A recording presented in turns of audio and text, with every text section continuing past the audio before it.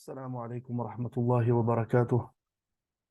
الحمد لله رب العالمين، وأصلي وأسلم على سيد الأنبياء والمرسلين نبينا محمد وعلى آله وصحبه أجمعين. رب اشرح لي صدري ويسر لي أمري واحلل عقدة من لساني يفقه قولي. رب زدنا علما، رب زدنا علما، رب زدنا علما نافعا. آمين. We are discussing about political thinking. We said that the political thinking is based on correct tashkhis of the reality, tashkhis of the waqi', and then extracting the principles, or in fact applying the principles of politics based on our worldview, based on the book of Allah subhanahu wa ta'ala and sunnah of the messenger sallallahu alaihi wasallam on that waqi'.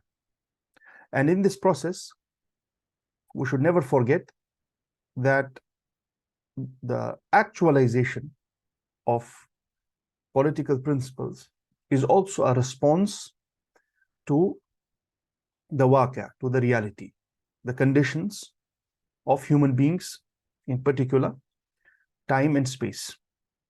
And this is the case with the Western political thinkers also, including the famous Machiavelli, the Italian political thinker, and others. Inshallah, we will come to that when we do a little bit of comparison between the Muslim political thinkers and the Western political thinkers. So political thinking, as we have said in the beginning, is the most difficult type of thinking, because it involves both extracting the principles based on the worldview. And as Muslims, we have the divine texts, so our political thinking will be based on the wahi, revelation from Allah subhanahu wa ta'ala, Quran and Sunnah. And it is at the same time a response to the reality of particular people. So maintaining a balance between the qat'i area or qat'i principles, definitive principles, which are the higher principles, maqasid of siyasa, and the actual application, which may change from time to time. The maqasid will never change, and the application, actualization of those maqasid may change.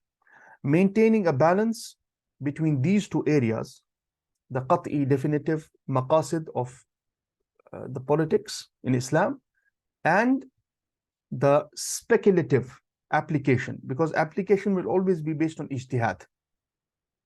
Application will always be based on ijtihad, and it would be dhanni, speculative. And this was the case with the Sahaba also, radiyallahu anhum. The application of political principles in the society was based on ijtihad.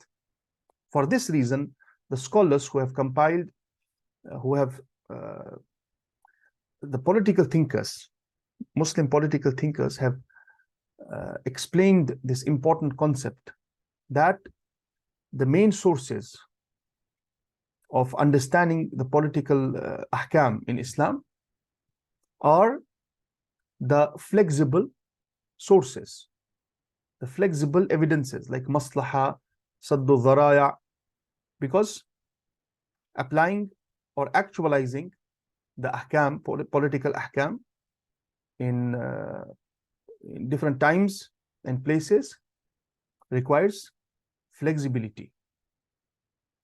So maintaining this balance is also sometimes difficult. In today's session, before we move to some particular political thinkers and understand their legacy, which is the main focus of this component from Islamic worldview. Today, I want to talk about the sources of the political legacy we have, so that we can understand a basic problem which we face regarding the methodology of engagement with the political turath, the political legacy, the works, the legacy of the early political thinkers. Here we have a very important book about this mas'ala, في مصادر التراث السياسي الإسلامي, about the sources of the political Islamic political legacy. And by legacy, he means the works which were compiled by the early political thinkers, including the rulers, the ruling class, ministers, those who actually practiced politics, particularly in the times of the Abbasid Khilafah, and the scholars generally, scholars of fiqh, philosophy, across the spectrum. دراسة في إشكالية التعميم قبل الاستقراء والتأصيل. This is a study of understanding the problem in generalizing before istiqra, before understanding the sources or understanding the political thought from the sources. Ta'meem means generalizing and reaching the conclusion before you actually engage with the sources. So in this work, Nasr Muhammad Arif has brilliantly catalogued the early works about Islamic politics, which have either reached us or which have been published, or they are still in the manuscript form, available manuscripts. Most of these works, or all of them, have not they have not been lost in history. So we still have access to these manuscripts, or these works have already been published. The claim of the author in this book is that in carving the modern Islamic political thought, the modern Muslim political thinkers have only utilized 2 to 7% of the legacy we have. And this is astonishing. So in order to reach a conclusion in any area of thought, you must encompass the early contribution in that field of knowledge. So from the legacy early political thinkers, our scholars have left, only 2 to 7% has been utilized. And general conclusions, sometimes even contradictory theories, have been extracted based on that. So before these conclusions before we do a critique of these conclusions based on the Book of Allah and Sunnah of the Prophet ﷺ, based on the general principles of Islam, we have to see and understand that the legacy we have in our history is far more than what was utilized. So the problem does not only lie in faulty interpretation sometimes, but also in the methodology of engagement with the sources. So how can you reach conclusions in a particular area of knowledge when you're not even aware, or you have not researched or studied even 30 or 40% of the legacy in that particular field of knowledge? This is unacceptable. So he raises this ishkal, this problem, in understanding the political theory of Islam. And then in this book, he has tried to catalog, codify the contributions and the works of the early scholars till the times of mutaakhirin, till the times of the later scholars. So he begins with the early, after he explains this methodological problem in understanding Islamic politics, he catalogs according to the dates. He begins with the earliest extant works which have reached us to the famous ones. So if we skip the muqaddimat here, in which he explains this problem and also how to engage with understanding the political principles in Islam,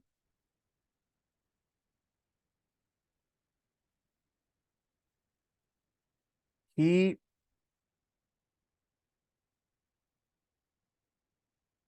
begins with cataloging the sources here. He says, وَهَذِهِ الْمَصَادِرُ here. The sources are, then he begins with the earliest work. Yani the earliest extant work according to this author is the books of Abdul Hamid al-Katib. He died in 132 after Hijrah. So he begins with the earliest works in the 2nd century after Hijrah. Okay, so he gives a brief biography of the author wherever it's available, and then his works about Islamic politics. So for example, he says Abdul Hamid al-Katib. Abdul Hamid al-Katib, he died in 132 after Hijrah. Abdul Hamid ibn Yahya ibn Sa'ad al-Amiri al-Ma'ruf bil-Katib. كان جده, his grandfather was مولا للعلاء العامري. أصله من Philistine. He gives a brief biography of the author, and then you see this meme means musannif, the author, and kaf means kitab. So if sometimes a particular author has more than one work, the first work is رسالة في نصيحة ولي العهد, treatise in advice to the wali al-ahd, advice to the ruler, nasihatul kuttab, so on and so forth. So the second author, for example, is Abdullah ibn al-Muqaffa, the famous scholar. He died in 145 after Hijrah. كاتب وشاعر ومترجم عن الفارسية إلى العربية. The famous author and poet, and he was a very prolific translator from Persian to Arabic. فارسي الأصل. He was from Persia. نشأ بالبصرة. He lived in Basra. وولي كتابة الديوان للمنصور العباسي. And he worked in the Khilafah of Al-Mansur, the Abbasid Khalifa Al-Mansur. He worked in Kitabatul Diwan, maintaining the registers and names of the soldiers and so on and so forth. Administration. He worked in the administration of the famous Khalifa Al-Mansur. So on and so forth. He has written these works. الدرة اليتيمة والجوهرة الثمينة, so on and so forth. So he has compiled, I think, around more than 200 works. See here, if we go to the end,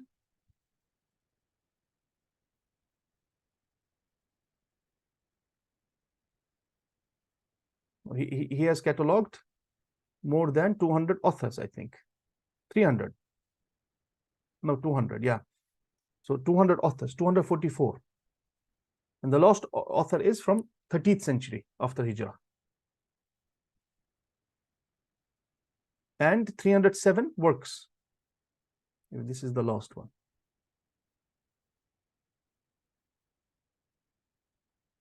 Now,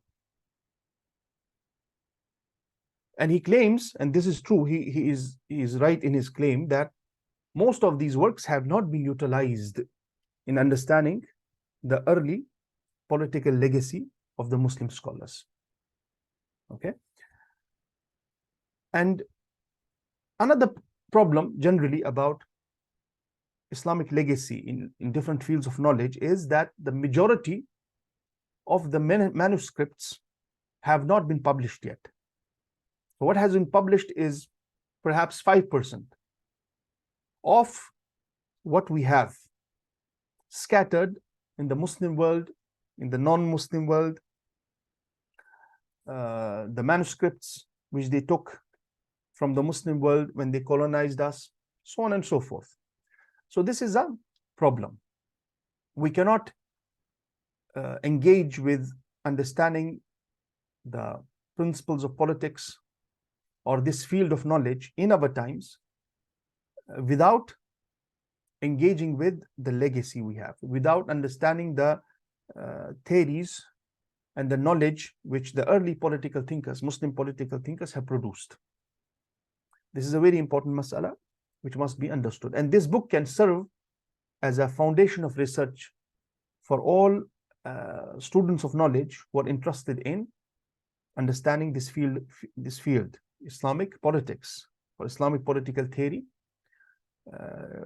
This book can serve as the foundation because it contains the majority of the works. Now, so let's go back to our discussion.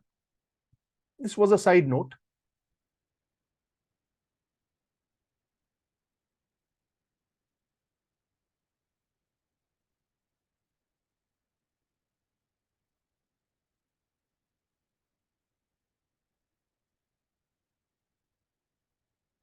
Now,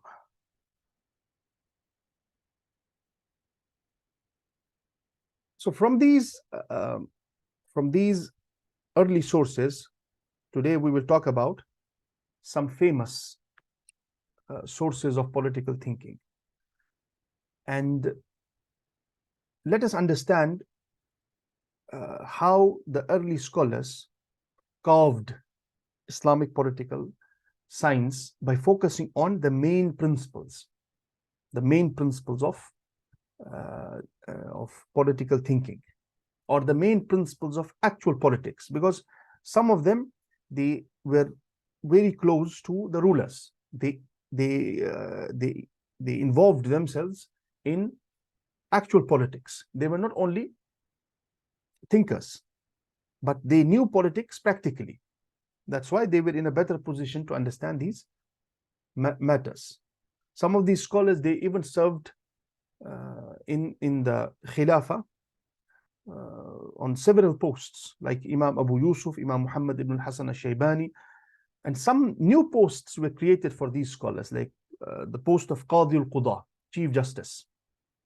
For some scholars, they say it is like the Minister of Adl, the Minister of Justice in our times. This was created for Imam Abu Yusuf. He is the first scholar who was given this laqab, who was given this title. So let us talk about a few books in order to understand the structure, the methodology the early scholars used in understanding this field. So we have here the discussion about sources.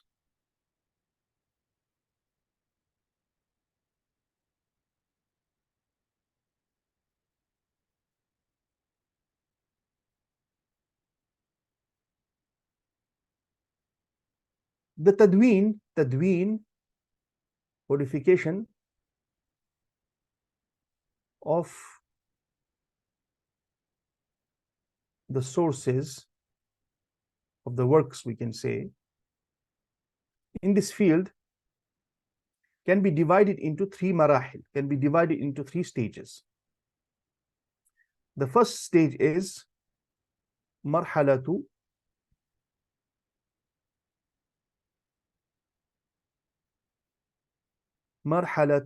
we can call it marhalatu tamyiz wal istiqlal. Marhalatu tamyiz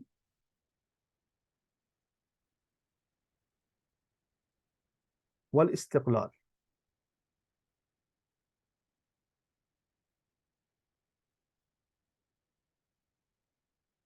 the stage of originality. Original works were produced, first works were produced. Separation, the stage of separation, when the works about political theory were separated from the general science of fiqh. Because we have said political theory or political science is a branch of fiqh. But due to the overwhelming reality, the expansion of Islam and Khilafah, particularly this happened in the Abbasid Khilafah. We know in Muslim civilization, the Umayyad Khilafah is known for hifz of ulum. The focus in the Umayyad Khilafah was memorizing ulum, or we can say compilation of ulum, compilation of knowledge. And the Abbasid Khilafah is about tadweenul ulum, codification of knowledge. So the real golden age of the Muslim era is the Abbasid Khilafah. The first marhala is marhalatul tamyiz wal istiqlal. We have original works by which this field was separated from the general from the science of fiqh. Okay, so in this marhala, which is very early, the 2nd, 3rd century, we have some famous works on politics like Kitab al-Kharaj lil Imam Abi Yusuf, the book of Kharaj of Imam Abu Yusuf, the famous Hanafi Qadi, rahimahullah. He is the first scholar who was given title of Qadul Qudah. He compiled this work on the request of the great Khalifa, Abbasid Khalifa, Harun al-Rashid. Kharaj is about revenue of the Muslim state, economics.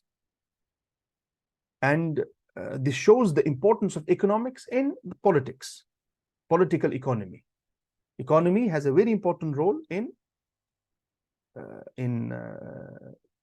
understanding the principles of political science and also actual politics.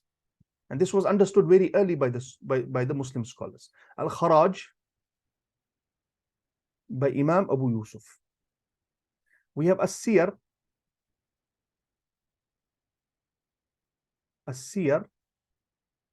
of Imam Al-Fazari. Imam Fazari was also a very early scholar. Siyar means international relations. This is the first work on international relations, which was nurtured further by the great Hanafi jurist Imam Muhammad ibn Hassan al-Shaybani. International relations, understanding the external politics, jihad, how to deal with different nations, warfare, peace, treaties, As-Siyar. We have again Al-Kharaj of Imam Yahya ibn Adam. Yahya ibn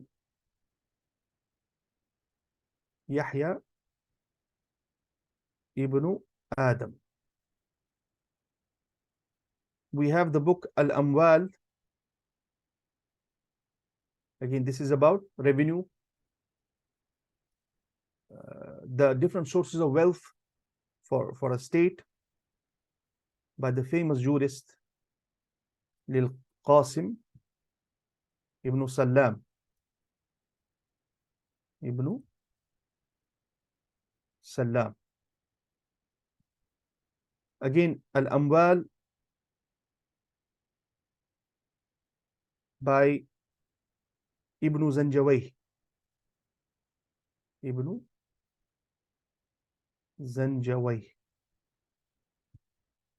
Okay, so this is the first marhala in which these works were produced, and you can see most of these works, they are about understanding the economic aspect of the Muslim state. The second marhala can be called مرحلة التوسع والشمول. شمول. مرحلة التوسع والشمول. The stage of expansion, when these ideas were further expanded, explained. Okay, so in this marhala we have, for example, al-Kharaj, the same titles sometimes, but with more explanation. وصنعة الكتابة. صنعة الكتابة. And the art of kitaba, and the art of compilation by Qudama ibn Ja'far. Qudama ibn Ja'far. You will not see, this is astonishing, that the movements which claim to specialize in these matters or claim to raise the ummah or create a political system, work for that, you will see that the mention of these works is absent in the literature of those movements, or at least the extraction of mafahim, concepts based on these early works, the legacy of the early scholars is absent. The famous Al-Ahkam al-Sultaniyah, Al-Ahkam al-Sultaniyah,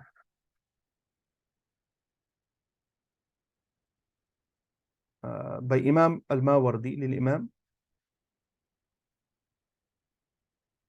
al-Mawardi, and the books of Imam al-Juwayni, Kutub al-Juwayni.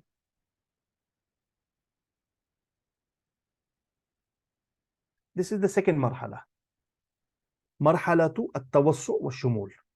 The third marhala can be called marhalatu at-ta'sil wa at-ta'qid. Marhalatu at-ta'sil wa at-taq'id. Marhala at-ta'sil. The marhala of theorizing. Now we have the raw material, we have the basic ideas, we have to theorize now. We have to base, we have to take the cream.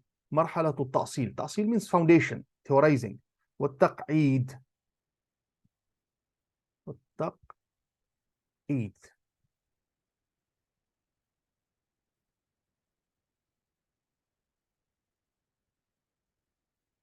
مرحلة التأصيل والتقييد.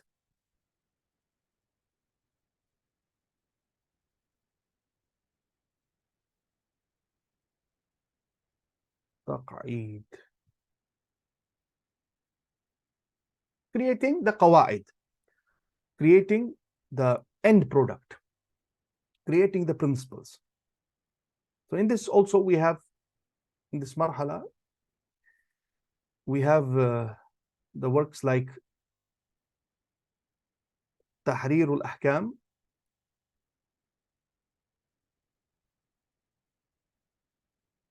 في تدبير أهل الإسلام. في تدبير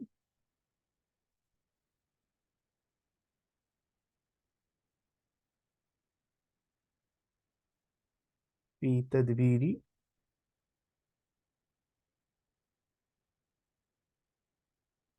أهل الإسلام by Imam al-Qadi ibn Jama'ah. Ibn Jama'ah. We have السياسة الشرعية. السياسة الشرعية للرأي والرأية of Ibn Taymiyyah, and other works, the famous small big treatises, and we can include in this the works of the modern political thinkers also, because they did not add anything new. They worked on ta'sil, reaching the foundations and creating principles. So these are the three marahil we can make in understanding the tadween of our legacy. Now let's take example of some of these works in order to understand the structure of these books. The first example we will take is the book of Imam Abu Yusuf, Al-Kharaj.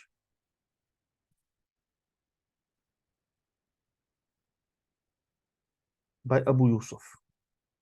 Imam Abu Yusuf died in 182 after Hijrah. Imam Abu Yusuf. We know this work was compiled by the Imam on the request of Harun al-Rashid. And Imam Abu Yusuf served as the Qadi in the Khilafah of the three Abbasid rulers, Al-Hadi, Al-Mahdi, and Harun al-Rashid. So if we said that Kharaj is about revenue, it's more about economics. But if we reflect on the main principles we can extract from this book, the main principles of politics, and we said this is a very important methodology in reviving the political thinking in the Ummah. We must have qat'i principles of political science. Like we have qat'i principles of fiqh, we have higher or qat'i, we can say higher objectives, maqasid. What are the maqasid? All our ijtihad, application, actualization should be based on those principles, or it should be the manifestation of those principles. So for example, the qawaid or the foundations in political economy, according to Abu Yusuf, which can be understood from Al-Kharaj, are number one, أن العدل هو أساس استقرار النظام. Justice is the foundation for the stability of the political system, whether it's political system or economic system, both. If justice is missing, if justice is absent from a state, it can never remain stable. For example, he says in this book Al-Kharaj, إن العدل وإنصاف المظلوم وتجنب الظلم مع ما في ذلك من الأجر يزيد به الخراج. Justice and avoiding oppression is what increases the revenue of the state. With the ajr it contains, the ajr is there. Applying justice is full of ajr and reward, but practically this is the benefit. وَتَكْثُرُ بِهِ عِمَارَةُ الْبِلَادِ, and it creates stability in the system. وَالْبَرَكَةُ مَعَ الْأَدْلِ تَكُونَ, and barakah is always connected with adl. Barakah comes with justice. وَهِيَ تُفْقَدُ مَعَ الْجَوْرِ, and it is lost, the barakah is lost with oppression, with despotism. وَالْخَرَاجُ الْمَأْخُوذُ مَعَ الْجَوْرِ تَنْقُصُ الْبِلَادَ بِهِ وَتَخْرُبُ, and the revenue, kharaj, which is taken with oppression, if you're not just in your policies, economic policies in particular, because this is the topic of the book, it destroys the states. It destroys the states. And he has, in this book, in giving nasiha to the ruler, which is Harun al-Rashid, and generally all Muslim rulers, he has demanded from the ruler that he should lift the madhalim, he should lift the oppressive policies.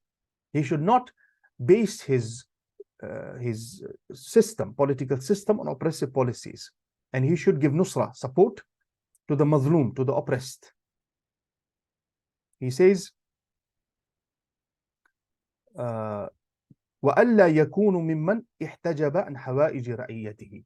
He should not be the one who does not have any concern about the needs of his subjects, who does not understand the needs of his subjects. This is one of the principles. Number two, he emphasizes on equality between the subjects, which leads to justice. For example, he says in emphasizing this for wulatul umur, for the rulers, he gives them nasiha and says, وَجْعَلِ النَّاسَ عِنْدَكَ فِي أَمْرِ اللَّهِ سَوَاء. Make people, you should consider people and your subjects in the command of Allah equal. Al-qarib wal-ba'id, the near and the far. وَلَا تَخْفَ فِي اللَّهِ لَوْمَةَ لَائِمٍ. And you should not fear in the affairs of Allah anyone. And then he says, further emphasizing this principle, he says, جَوْرُ الرَّاعِ هَلَاكُ الرَّعِيَّةِ. جَوْرُ الرَّاعِ هَلَاكُ الرَّعِيَّةِ. The oppression or despotism of the ra'i, of the ruler, is the destruction of the subjects. And when the subjects, ra'iyya, is destroyed, the ra'i does not exist anymore. Number three, another principle which he focuses on is the responsibility, accountability of the state in safeguarding the rights of the subjects. For example, he says, فلا يحل للإمام ولا يسعه أن يقطع أحدا من الناس حق مسلم ولا معاهد. It is not permissible for the imam, for the ruler, to give anyone from the people the right of a Muslim or a mu'ahad, or a non-Muslim who is in the peace contract with the Muslim state. ولا يخرج من يده من ذلك شيئا. And he should not take away from any person what is rightfully, what rightfully belongs to him. إلا بحق يجب له عليه. Except with a right. When there is a right, the ruler can apply his authority in creating a balance in the rights. So the mas'uliyah aspect, the accountability of the state in safeguarding the hukuk, the rights of the subjects, is very serious. Now compare all these principles, compare it what we see in our times, Muslim states, forget about the West, the Muslim state, the Muslim rulers. This is what is missing. We don't have any principles. The loyalty to Islam and the principles of Islam in Islamic politics is missing. Another principle which he explains is about the public interest and the public property. He says,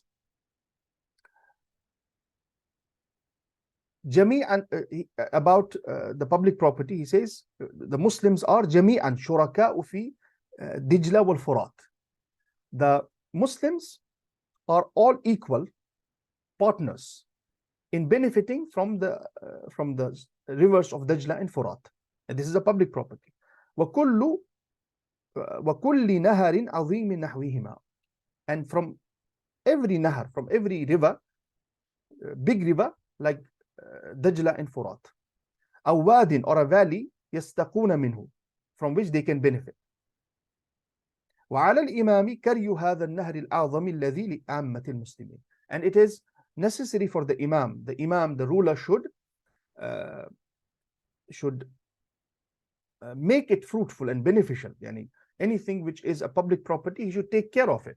He should work on it to make it fruitful and beneficial for the common Muslims. See, the public property, the benefit of the Amma, the common Muslims. He also talks about the prisoners, the rights of prisoners. So for example, he says about the rights of the prisoners, إذا لم يكن له شيء يأكل منه.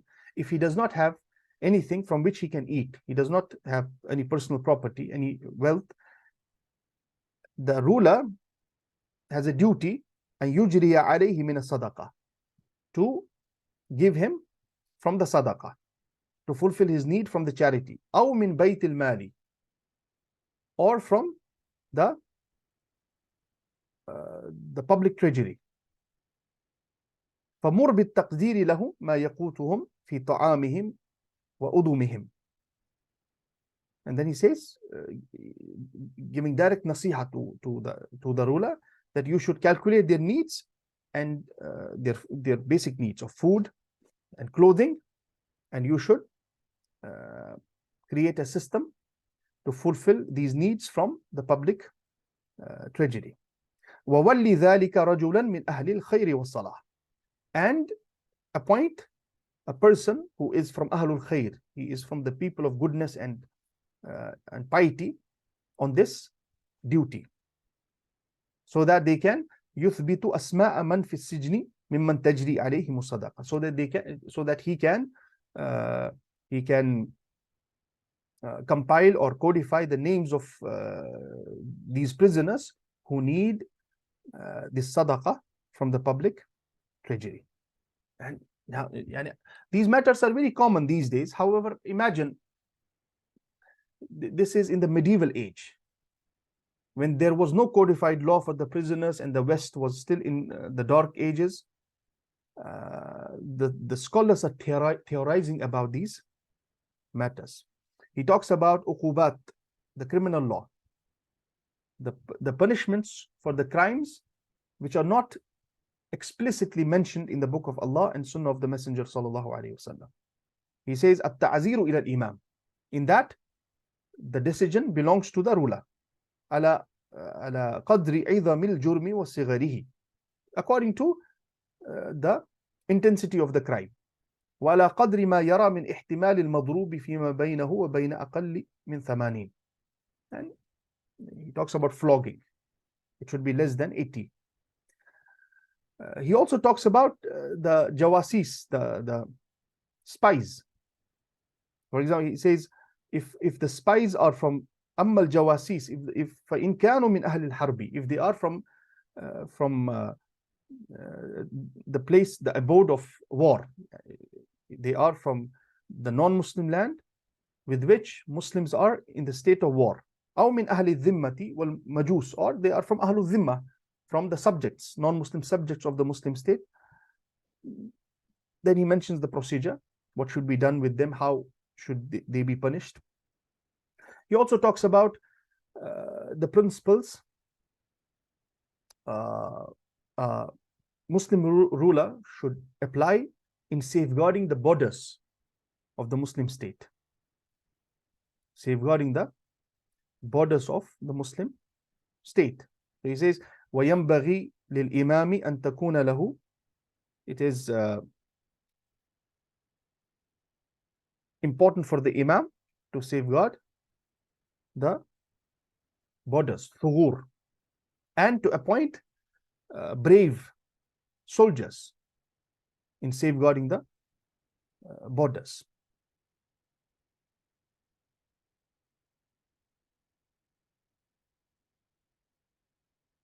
He also deals, in this book, he also deals with the ilaqah ma ahli dhimma. How should Muslims deal with ahlul dhimma, the subjects, non-Muslim subjects in the Muslim state. So Waliul Amr, the ruler, should also take this into consideration. He should codify laws of engagement with the people of the dhimma, with the non-Muslim subjects of the Muslim state. So he says, for example, from the principles of engagement with them is the Muslim ruler should practice ease and mercy with them. For example, he says, بِأَلَّا يُكَلَّفُوا فَوْقَ طَاقَتِهِمْ, they should not be overburdened more than they can take. وَلَا يُؤْخَذُ شَيْءٌ مِّنْ أَمْوَالِهِمْ إِلَّا بِحَقٍّ يَجِبُ عَلَيْهِمْ, and no money should be taken from them except what is the right of the Muslim state. Okay, because some rulers, they practice zulm in these matters. They even discouraged the non-Muslim subjects from accepting Islam so that they can take jizya. This has happened with some rulers, zulm, oppression. So no need to accept Islam because you can give us jizya. You are the best source of income for us. He talks about the taxes which are taken from the non-Muslim subjects, Ahlul Dhimma. He talks about the details which were practiced in his times, in the times of Harun Rashid and the other rulers. But the main principle which can be extracted is ar-rifqu bi ahli dhimma, adopting ease, the policy of ease and mercy with the people of dhimma, the non-Muslim subjects in the Muslim state. He also talks about the involving in treaties with the enemies, with Ahlul Harb, with the non-Muslim states which are the enemies of the Muslims, or the Muslim state is in the condition of warfare with them. So he talks about the conditions of enacting peace treaties or going to war with them. So for example, he says if the Waliul Amr, if the ruler engages in a treaty with them, if he engages in a treaty, قَوْمًا مِنْ أَهْلِ الْحَرْبِ sinina, he engages in a peace treaty with the non-Muslim state, which is in a condition of war, sinina, for many years. And he enacts this treaty for a couple of years, musammatan ala an yarudda ilayhim man atahu minhu musliman, which mentions that he would give back the Muslims, whoever comes or migrates to the Muslim state from the Muslims, he would deliver them back, he would give them back to the non-Muslim state. فلا ينبغي للإمام أن يعطي الموادة على هذا. It is not permissible for the ruler to accept this condition in the muwada'a, in this treaty. Subhanallah. Now compare with our times. The earth has shrinked for particularly the Muslims who are facing oppression in their lands in our times. They will be easily handed over to the non-Muslims if the Muslim rulers see any benefit in that. So this is also theorizing in these matters. ولا يجوز أن يوادي الوالي قوما من أهل الحرب إذا كان بالمسلمين قوة عليه. And it is, see, subhanallah, it is not permissible for the ruler to enact a peace treaty with the non-Muslim state if Muslims have power, they have strength on them. فإن كان إنما أراد تألفهم بذلك حتى يدخلوا في الإسلام أو في الذمة فلا بأس أن يوادعهم حتى يستصلح أمرهم. But if his intention is تألفهم, to bring them near to Islam, to create a soft corner in them for Islam, then it is permissible. So if the purpose is to show weakness and to gradually become their slaves, or dependency, becoming dependent on them in their resources or whatever, it is not permissible. But if the intention is good, it is permissible. In this work also, we see the greatest examples of an-nahyu anil munkar by this Imam, forbidding the evil, which is basically the foundation of engagement of any scholar with the state, with the rulers. The only relationship of the ulama with the ruling class is al-amru bil ma'ruf wa nahi anil munkar, full stop, with its conditions. If in a particular place or age scholars fear more fitna, greater strife, evil, by an-nahyu anil munkar, if they forbid evil, they may fear fitna. In that case, they will remain silent and forbid the evil by the heart. But this is the only foundation of engagement. Other engagements, becoming close to the ruling class for money, for benefits, for this and that, is haram for the rulers, because the rulers are umana. They carry this great trust of Islam. For this reason, you will see, and this is very common, this does not need any evidences, in explaining the engagement with the ruling class for the scholars, you will see the famous sayings of the early scholars, like the saying of Sayyidut Tabi'in, the greatest scholar from Tabi'in, the leader of Tabi'in, Sa'id ibn al-Musayyib. He says, إذا رأيت العالم عند باب السلطان فاعلم أنه لص. If you see a scholar near the gates of Sultan, near the gates of the rulers, you should know that he is a thief. In one narration, فَاتَّهِمُوهُ فِي دِينِهِ. You should doubt his deen, that he does not have, deen does not exist anymore in his, deen is not his priority. And they're talking about the times when the Khulafa were implementing Islam.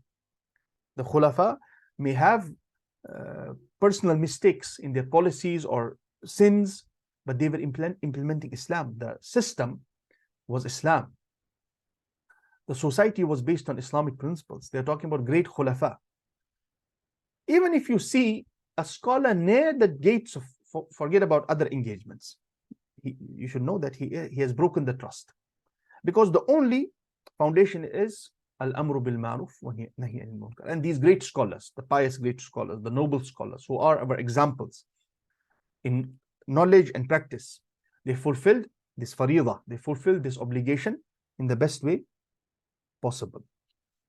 So, for example, from the examples of forbidding the evil in Kitab al-Kharaj is pointing to some wrong policies of the state, the Abbasid state. He has highlighted some wrong policies of the Abbasid state, and he speaks against these wrong policies. He awakens the ruler.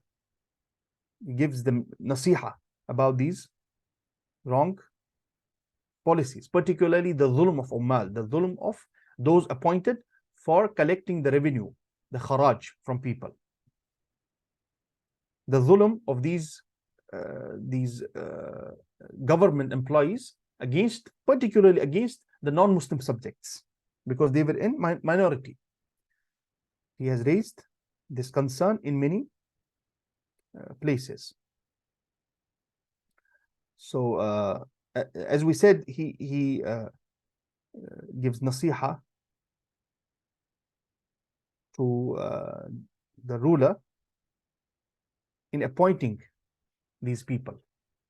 So he tells him, you should appoint a person of khair and salah, of goodness and piety. For example, he says here, those who have been appointed to collect kharaj from people, لا يحتاطون في من يولون الخراج إذا لزم الرجل منهم باب أحد أياما والله رقاب المسلمين وجباية خراجهم. يعني he highlights the evil of these people, and the ruler should be concerned about this. Also, giving government posts to those who don't deserve it. So, for example, he says, قد بلغني أنه قد يكون في حاشية العامل والوالي جماعة منهم من له به حرمة ومنهم من له إليه وسيلة ليسوا بأبرار ولا صالحين. Subhanallah, very clear terms, clear language.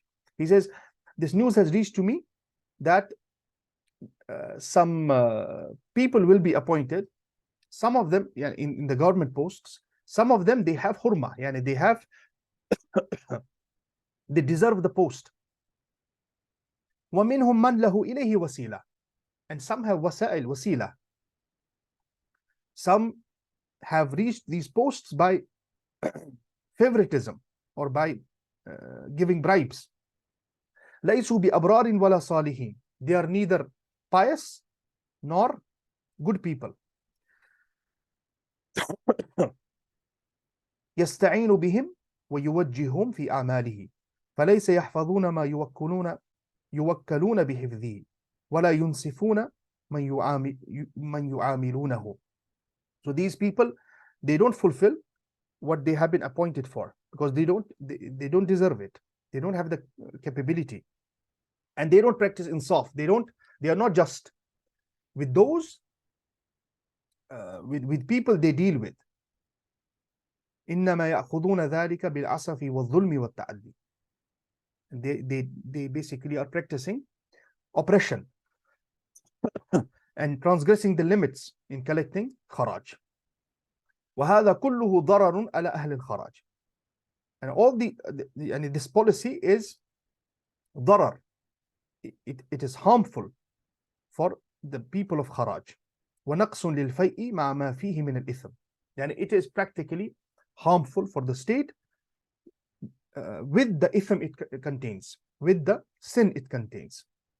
فمره بحسم هذا وما أشبهه. Command him, the person who is appointing these people on ground, command him to take care of these matters.